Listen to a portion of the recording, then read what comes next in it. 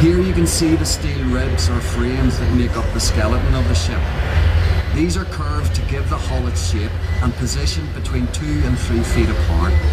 Lowering them into place is a dangerous process until they've been firmly joined up by the horizontal girders called stringers, which lock them in position. Then the shell plates that make up the hull are riveted onto the outside.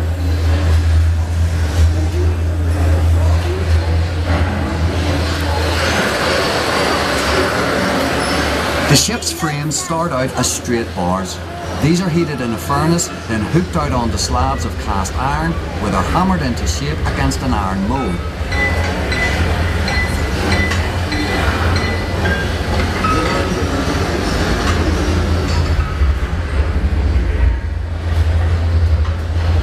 Titanic's plates are laid onto the hull in 2 ways. At the sides, the shell plates are alternately sunken and raised, while at the bottom of the hull, they are fastened using the clinker method with overlapping plates.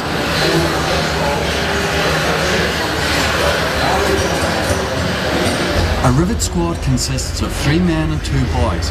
On one side of the plate, the heater boy heats the iron rivets on a portable hearth. Using tongs, he throws the rivet to the catch boy, who places it in the hole for the holder up, who holds the rivet head in place with the head of a holding up handle.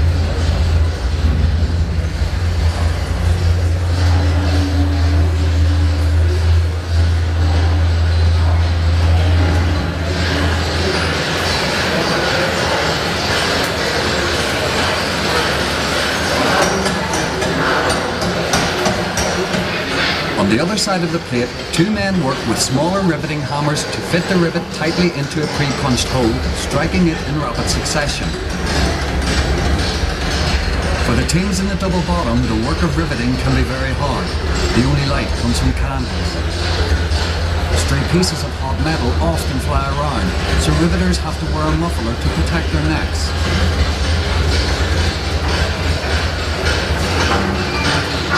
Riveters are paid by the number of rivets they insert. The best teams use 1 left and 1 right-handed riveter. And with dozens of teams working, it's deafening in the tanks. Above, we can see the steel decks being riveted in place. These are not intended to strengthen the ship, but they are rigid enough to resist the force of the hull being hit by high seas. They also arch slightly upwards, so that water falling onto them will drain overboard. At the stern of the ship, we pass over the massive castings that will support Titanic's rudder. These frames have to be enormously strong to withstand the force of the rudder turning in heavy seas. Nearly launch day. Titanic's enormous weight will soon be transferred from the supporting blocks to the launchways that will slide with the ship into the sea. The launchways have been greased with an inch of tallow and oil. Workmen will shortly risk serious injury by knocking away vertical wooden props under compression beneath the hull.